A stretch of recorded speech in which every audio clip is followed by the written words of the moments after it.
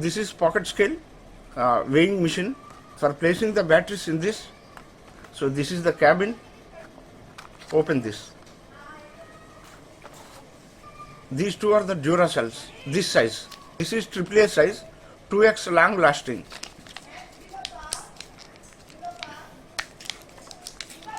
Open this. This side is negative and this side is positive, and this side is negative and this side is positive. Once you replace the batteries and switch it on.